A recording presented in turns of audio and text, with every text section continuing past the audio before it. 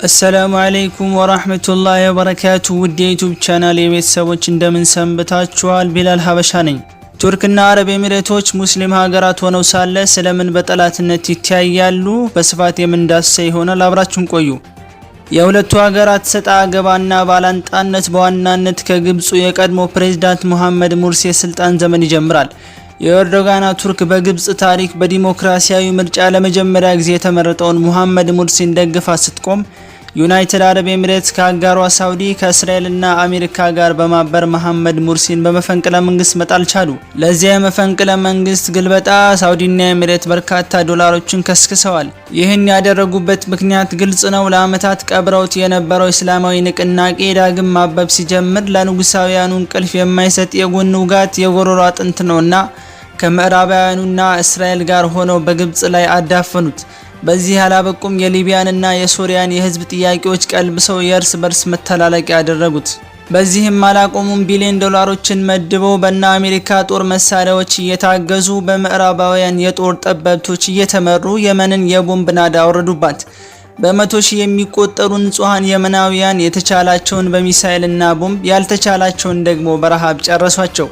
የየመን ህፃናት በጎረቤቶቻቸው ሰይጣኖች የሞትን ጽዋ ተጎነጩ።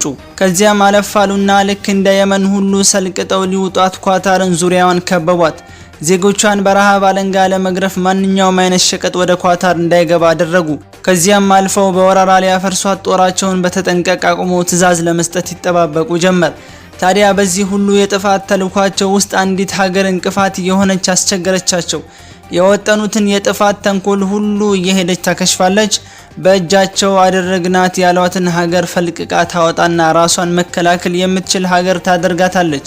ይህች ሀገር አላላውስ አላራምድ ብላ ዙሪያውን እየከበበች ያሰቡትን የቅዠት ትልም እያመከነች አስቸገረቻቸው። ያች ሀገር ለዘመናት የተጫናትን አቧራ አራግፋ የተነሳችው ሀያሏ ቱርክ ነች። የሞሳድ ዋና ዳይሬክተር የሆነው ዮሲ ኮህን ባለፈው አመት የግብፅ የሳውዲ አረቢያና የኤምራት ከፍተኛ ዲፕሎማቶችን ሰብስቦ በመከረበት ወቅት እንደዚህ አላቸው። የኢራን ኃይል ተሰባሪ ነው። በእናንተ ላይ አስፈሪው ስጋት ኢራን አይደለችም። እርሷን ልትቋቋማት ትችላላችሁ፣ ግና የእናንተ ከፍተኛዋ ጠላትና አስጊ ኃይል ቱርክ ናት በማለት ለአረብ ወዳጆች ቱርክን በከፍተኛ ሁኔታ አስጠነቀቃቸው። ይህ ስጋት ያደረባቸው አረባውያን ነገስታት ግብፅ ላይ እንደሞከሩት ሁሉ ቱርክም ላይ መፈንቅለ መንግስት በመፈጸምና ኤርዶጋንን በማስገደል እስላማዊ ንቅናቄውንና እስላማዊ ኃይላትን አከርካሪያቸውን ለመስበር ወሰኑ። ይህም ይሳካላቸው ዘንድ በርካታ ቢሊዮን ዶላሮችን መድበው በአሜሪካና እስራኤል የስለላ ተቋማት እየታገዙ መፈንቅለ መንግስቱን አቀናበሩ። ነገስታቱ ይህ የሚሳካላቸው ከሆነ እስላማዊ ሙስሊሞችን በማጥፋት ዘመቻቸው ፊት የሚቆም አንድም ኃይል አይኖርም ማለት ነው።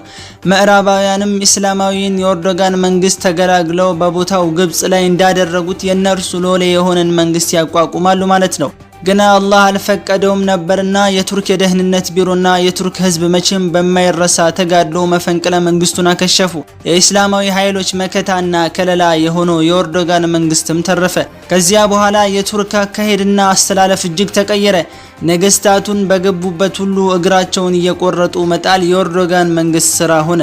ከአመታት በፊት ኢማራት፣ ሳውዲና ሌሎች አጋሮቻቸው ሆነው በኳታር ላይ ሁለገብ ዘመቻ ከፈቱ። ትንሿ ሀገር እንደ መልክዓ ምድሯና የህዝብ ብዛቷ መጠን በቀላሉ የምትዋጥ ትንሽ ሀገር መስላቸው ሰልቅጠው ሊወጧት ዙሪያውን ከበቧት። ሳውዲ አረቢያ ኳታርን ከየብስ ጋር የሚያገናኛትን ድንበሯን ዘግታ በተከበረው የረመዳን ወር ኳታራውያንን በረሃብ ልትፈጃቸው የተቻላትን ሁሉ አደረገች። ኳታራውያን ለሐጅ ስርዓት እንኳ ወደ ሳውዲ እንዳይገቡ ተከለከሉ። ቱርክ ይህንን የኳታርን የምግብ እጥረት ለመፍታት ከወተት ተዋጽኦች እስከ ፍሬሽ አትክልቶች የኳታርን ሱፐር ማርኬቶች አጥለቀለቀቻቸው። ዩናይትድ አረብ ኤሚሬትስም ከኢኮኖሚያዊ እቀባ አልፋ በኳታር ላይ ጦርነት እንዲታወጅ በየመን ላይ ሳውዲን ወደማትወጣው ጦርነት እንደከተተቻት ሁሉ በኳታርም ልትነክራት አግባብታ ጦርነቱን በኳታር ላይ ለመክፈት ወሰኑ። ግና ያ ክንደ ፈርጣማው ሰው ኤርዶጋን ፈርጣማ ክንዱን ወደ ኳታር ላከው። ነገስታቱ ይህን እንደሚሰሩ ያወቀችው ቱርክ በሺዎች የሚቆጠር ጦሯን ወደ ኳታር አስገባች። ዘመናዊ የጦር ታንኮቿን የጦር መርከቦቿን ወደ ኳታር በመላክ እስኪ ጫፍሽን ይንኩሽ ስትል ዘብቆመችላት። ሀውቲዎችን እንኳን ማንበርከክ ያልቻለው ደካማው የንጉሳውያን ጥምር ጦር የኔቶ ሁለተኛውን ግዙፍ ጦር እንዴት ሊዳፈር ይቻላል? እናም ኢማራትና አጋሮቿ ኳታር ላይ የቱርክን የመጀመሪያውን በቀል ቀመሱ። ሊያፈርሷት ያሰቧት ኳታር እንኳንስ ልትፈርስ ኢኮኖሚያዋ እንኳን ሳይዋዥቅ እስካሁን ዘለቀች። ምስጋና ለቱርክ ይግባና አሁን ቱርክ በኳታር ግዙፍ የጦር ሰፈር መስርታ ከነገስታት አፍንጫ ስር ተቀምጣለች።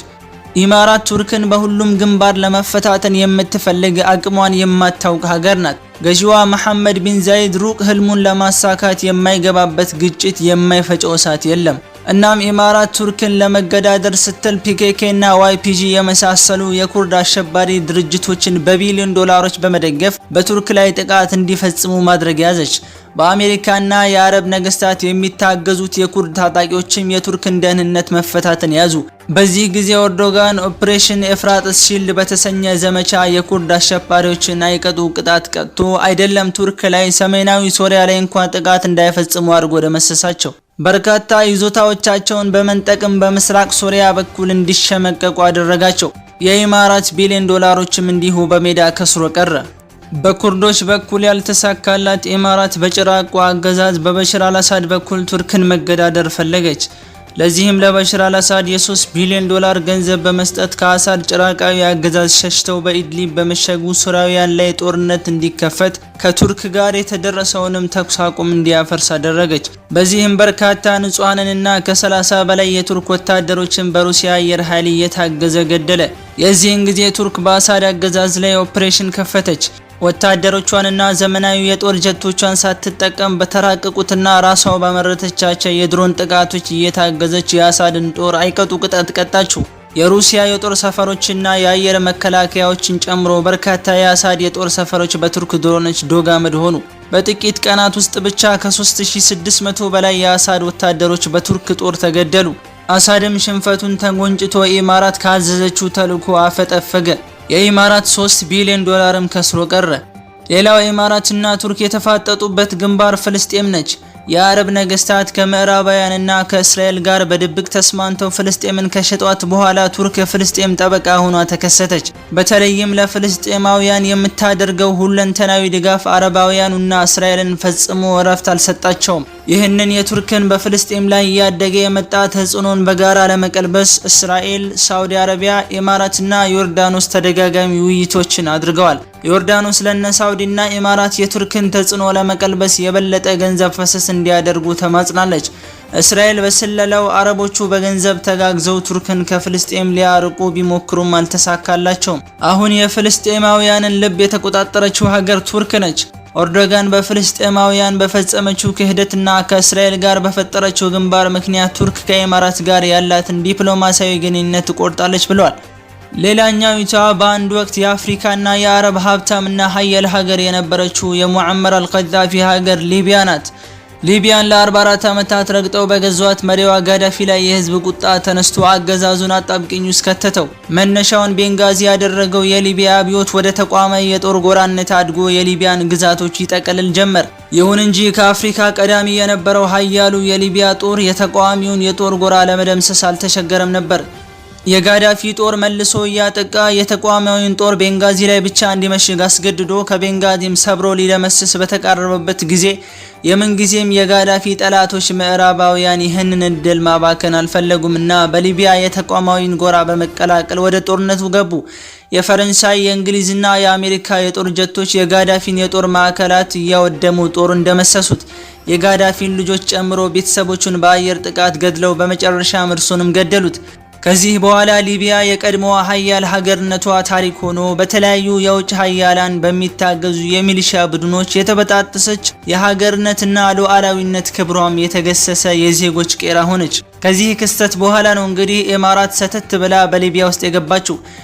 የምዕራባውያንን ተልዕኮ በማስፈጸም ውስጥ የምታለመውን የአካባቢው ታላቅነት ለመቀዳጀት አላህ ባጎናጸፋት የነዳጅ ዶላር እየታገዘች በተለያዩ ግንባሮች የተሞጀረችው ኢማራት ሊቢያን በትኩረቷ ዋነኛ አቅጣጫ አደረገቻት።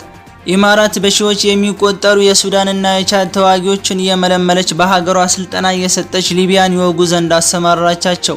የቀድሞውን የሲአይኤ ሰላይ ኸሊፋ ሀፍታርን ሁሉን ድጋፍ በመስጠት ግፋ በለዋለችው። በበርካታ ሀገራት የሚታገዘው የኸሊፋ ሀፍታር ጦርም በጦር ድል እየተንበሸበሸ ኢስላማዊዎቹን ኃይላት እየደመሰሰ ትሪፖሊ ላይ አፈናቸው። በዚህ ጊዜ አንዲት ሀገር እንደለመደችው የነ ኢማራትን እግር ልትቆርጥ ሊቢያንን ልትታደጋት ሜዲትራኒያንን አቋርጣ ብቃለች። እርሷም የኦቶማኖቹ ሀገር ቱርክ ነበረች። ከዚያ በኋላ የሆነው ሁሉ ድራማ ነው። የቱርክ ድሮኖች የነ ሩሲያን የተራቀቁ የአየር መቃወሚያና ጸረ ሚሳኤሎችን እያወደመች የነ ኢማራትን ቅጥረኞችን እየደመሰሰች የሀፍታርን ጦር አከርካሪውን ሰበረች። ከዋናዎቹ የሊቢያ ግዛቶችን ሙልጭ አድርጋ አስወጣቸው። ሁሉን የተቆጣጠረው የኢማራቱ ሀፍታር ሊቢያን ለኢማራት የማስገባት ተስፋው እንደ ጉም ሲቦን ታየ። በትሪፖሊ መሽጎ የነበረው መንግስት ከመከላከል ወደ ማጥቃት ተሸጋግሮ በርካታ ከተሞችን ነጥቆ የነዳጅ ማዕከላትንም ቀምቶ ዛሬ ሀፍታር ሙሉ ጦርን እንዲያስረክብ ወደ መጠየቅ የሚያደርሰው መደራደር አመራ። ዛሬ የሊቢያ መንግስት ምስጋና ለቱርክ ይግባና ሀገሪቷን ሙሉ በቁጥጥር ስር ለማድረግ እንዲሰራ አቅም አግኝቷል። የኢማራት የቢሊዮን ዶላሮች ጥረትም ኪሳራን እንጂ ምንም ሊያመጣላት አልቻለም። በሄደችበት ሁሉ እየተከታተለች የምታከስራት ቱርክ በሊቢያ ኢማራትን ልከሽ እዚህ ድረስ ነው ስትል አሳወቀቻት። ሌላው ኢማራት ለማፈራረስ እየሰራች ያለችባት ሀገር ሶማሊያ ነች። ለቆሸሸውና እስላማዊነትን ለማጥፋት ለሚተጋው የምዕራባውያን ተልዕኮ አስፈጻሚነታቸው ከጎናቸው እንድትሰለፍ ሶማሊያን ቢወተውቷት ሶማሊያ የገንዘብ እንጂ የክብርና የኢማን ድሃ አይደለችምና የነ ኢማራትን የሴራ ተልዕኮ አልቀበልም አለች። ደሃነሽ ብላ ኢማራት ለሶማሊያ በ100 ሚሊዮን ዶላሮች የሚቆጠር የገንዘብ እርዳታ አቅርባ ከጎኔ ሁኚ፣ የመንም አብረሽኝ ዝመቺ፣ ከኳታርም ጋር ያለሽን ግንኙነት አቋርጪ፣ የቱርክም ጠላት ሁኚ፣ አብረን እስላማዊነትን እናጥፋ ብትላት ሶማሊያ ግን ዮርዳኖስን ወይንም ባህሬንን አይደለችምና ለቆሻሻ ጥቅም ስትል ክብሯንና እምነቷን አልጥልም አለች። የሶማሊያ የውጭ ጉዳይ ሚኒስትር አህመድ ዒሳ አዋድ ለኢማራት የሰጠው ምላሽ እጅግ ጀግንነት የተሞላው የሶማሊያንም ክብር ያንጸባረቀ ነበር። ሚኒስቴሩ ለኢማራት እንዲህ አላት፣ ሶማሊያ የእናንተን የረከሰ ዓላማ ለማሳካት የምትጠቀሙባት የረከሰ ሸቀጥ አይደለችም። የመኖች ጎረቤቶቻችንና ወንድሞቻችን ናቸው። የመን የራሷ ሉዓላዊነትና ክብር ያላት ሀገር ናት። ሱኸጥራ የየመን እንደሆነች ዓለም ያውቃል። ከጥንት ጀምሮ እስካሁንም የየመን ናት እና ለረከሰ ዓላማችሁ በየመን ወንድሞቻችን ላይ እንድንዘም ትፈልጋላችሁ? ኢማራት ከዚያ በኋላ ሶማሊያን ለማፍረስ ቆርጣ ተነሳች። አልሸባብን በማስታጠቅና በመርዳት በሞቃዲሾ ላይ ተደጋጋሚ ጥቃቶችን እንዲፈጽም አስቻለች። ታዲያ ኢማራት ባለችበት ሁሉ የማትጠፋው የኢማራት የጎን ውጋት ቱርክ ለሶማሊያ አለሁልሽ ስትል እጇን ዘረጋችላት። ቱርክ ትልቁን የጦር ሰፈሯን በሶማሊያ በመገንባት አሁንም ደራሽነቷን ዳግማ አሳየች።